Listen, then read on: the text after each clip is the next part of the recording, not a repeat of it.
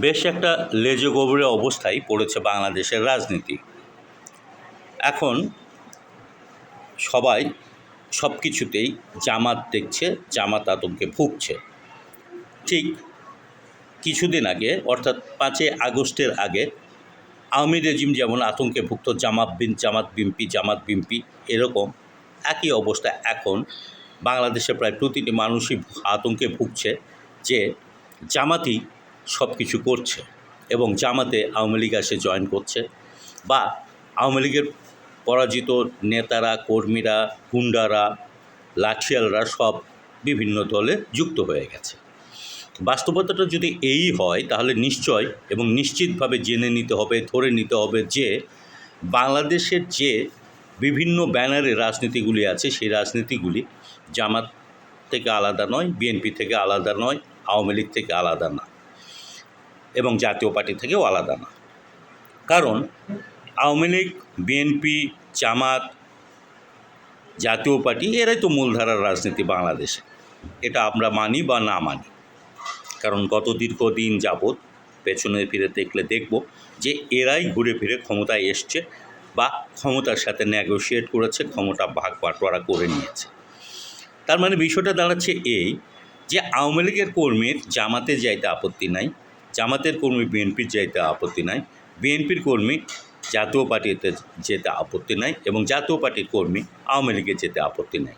তার মানে তাদের রাজনীতিটা এমন একটা বলয়ের সৃষ্টি করেছে বা এমন একটা বৃত্তের মধ্যে ঘোরেছে, এখানে জামাত থেকে বিএনপিতেও যাওয়া যায়, জামাত থেকে আওয়ামী লীগেও যাওয়া যায়, আবার আওয়ামী লীগ থেকে আদার্স যে 4টা দল আছে সব দলে যাওয়া যায়। তাহলে এদের রাজনীতির যে আদর্শ, এদের রাজনীতির যে মূল উদ্দেশ্য, এদের রাজনীতির যে মূল লক্ষ্য সেটা কি? সেটা হলো ক্ষমতা, রাষ্ট্র ক্ষমতা দখল করা বা রাষ্ট্র ক্ষমতায় যাওয়া।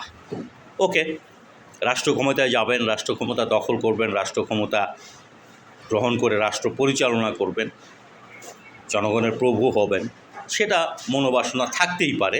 থাকাটা দোষের কিনা সেটা আরেকটা প্রশ্ন। কিন্তু এই যে এই ঘটনাগুলি ঘটছে, এই ঘটনাগুলি যেমন ঘটছে বা যারা ঘটাচ্ছে বা যারা চিন্তা করছে যে ক্ষমতায় সব কিছু, এই তারা প্রত্যেকেই কিন্তু বলছে না, রাষ্ট্রের সকল ক্ষমতার মালিক জনগণ। আসলে কি রাষ্ট্রের সকল ক্ষমতার মালিক জনগণ? এই বলাটার মধ্যে অবশ্য একটা কৌশল আছে। কৌশলটা হলো এই, রাষ্ট্রের সকল ক্ষমতার উৎস জনগণ। এরা কিন্তু সরাসরি বলে না যে জনগণ রাষ্ট্রের মালিক, এরা বলে জনগণ রাষ্ট্রের সকল ক্ষমতার উৎস। যেমন একটা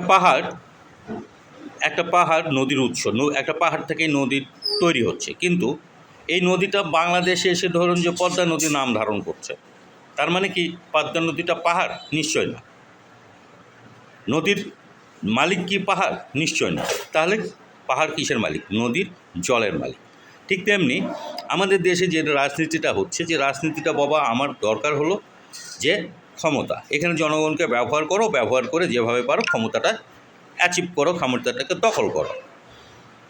প্রকৃত অর্থে জনগণের ক্ষমতা হইতে হলে যে বিষয়টা থাকতে হয় সেটা আমাদের রাজনীতির মধ্যে নাই। সুতরাং এখানে বিএনপি, আওয়ামী লীগ, জামাত সবগুলি অভিন্ন দল হিসাবে দাঁড়ায় যাচ্ছে। যদি জনগণের ক্ষমতা হইতো তাহলে এরা প্রথমেই লক্ষ্য করতো বা দেখতো যে এই যে ঘটনা, ব্যানার বদল করা, যখন তখন যে কোনোভাবে ব্যানার বদল করা, এর পেছনে যে বিষয়টা কাজ করে সে বিষয়টা কি? এর পেছনে মূল বিষয় হিসেবে কাজ করে কিন্তু রাষ্ট্রের ক্ষমতা কাঠামো। রাষ্ট্রের ক্ষমতা কাঠামোটা এমনভাবে তৈরি করা যখন যার হাতে ক্ষমতা, দেশটা, রাষ্ট্রটা, সরকারটা তারই হয়ে যায় বা সে দলের হয়ে যায়। আর যখন দেশ, সরকার, রাষ্ট্র, দল সব একসাথে লেজে গোবরে অবস্থায় হয়ে যায়, তখন লুটপাট করা, পাচার করার মহা উৎসব তৈরি করা যায়। এই মহা উৎসব তৈরি করতে পারবে বলেই তারা যে কোনো মুহূর্তে, যে কোনো সময়, যে কোনো দলে, যে কোনো আপদে বিপদে যে শেল্টার নিতে পারে, তাদের লেবার চেঞ্জ করতে পারে। যেমন হঠাৎ করে বাংলাদেশে 5ই আগস্টের পর যেদিকে তাকাইতেন, শীত, গ্রীষ্ম, বর্ষা, মানে সকল ঋতুতেই দেখবেন যে একটা খাল গায়ে দিয়ে ঘুরে বেড়াচ্ছে। প্রত্যেকটা মানুষের গায়ে একটা খাল।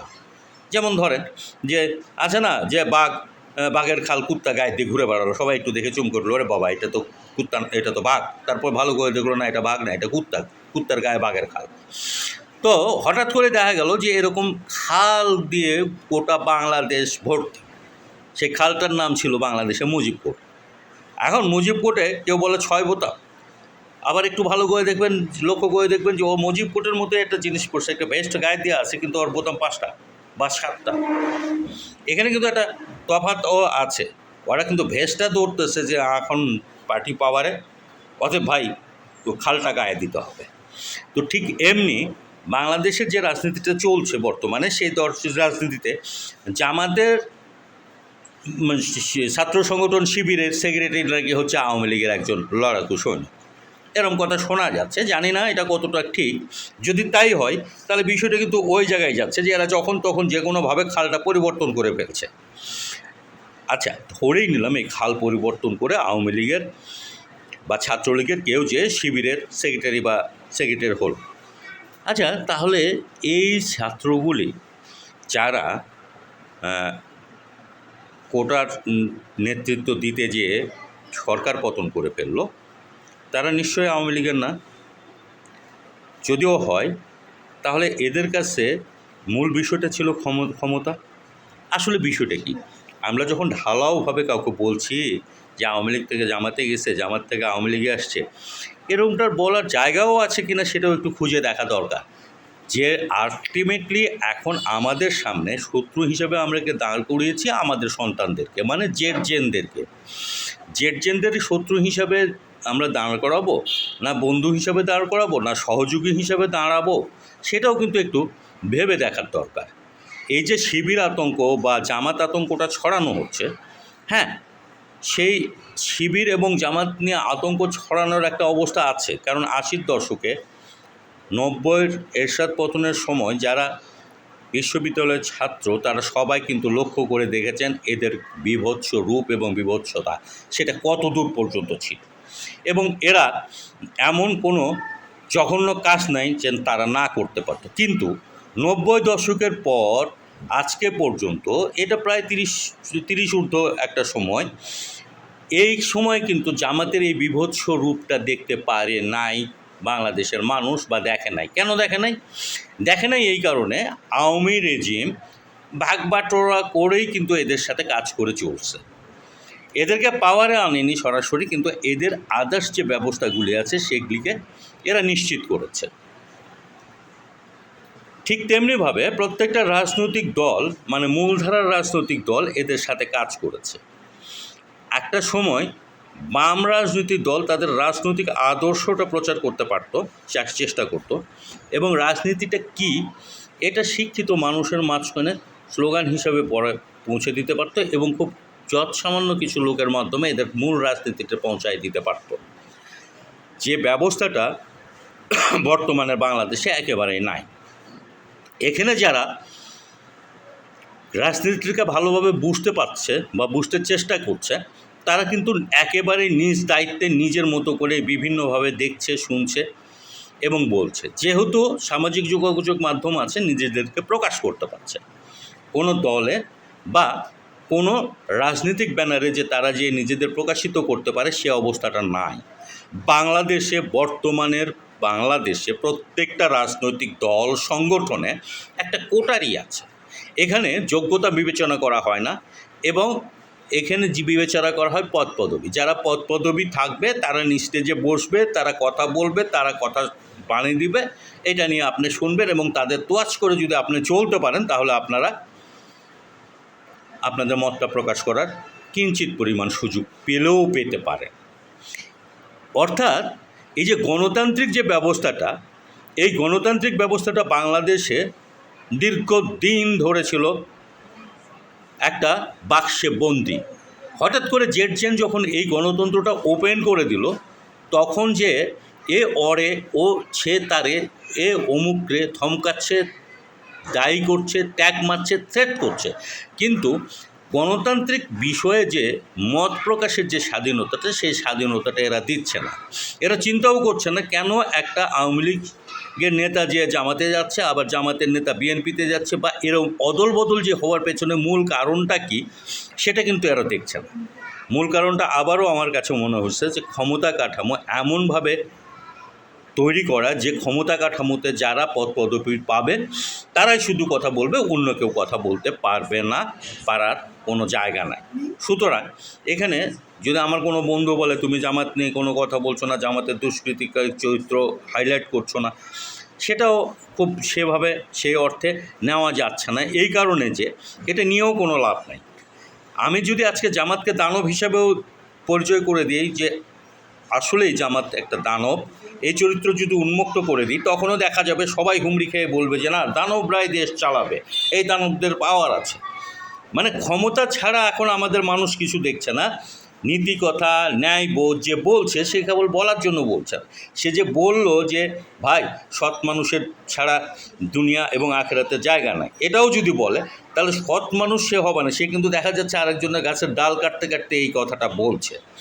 তাহলে মূলত হচ্ছে যে সব কিছু আমার আয়ত্তে থাকতে হবে, এই বিষয়টা বাংলাদেশে চালু হয়ে গেছে।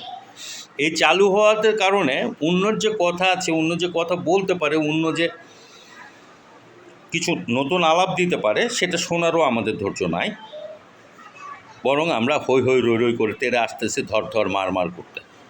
ধর যে মার যে করতে যাব সেটাও কিন্তু না, আমরা ধর মার বলছি, যাও মারো পিটাও কাটো, কিন্তু আমি মাঠে নেমে মারো পিটাও কাটোতে নেতৃত্ব দিচ্ছি না। অবশ্য সবার দরকারও নেই নেতৃত্ব দেওয়ার।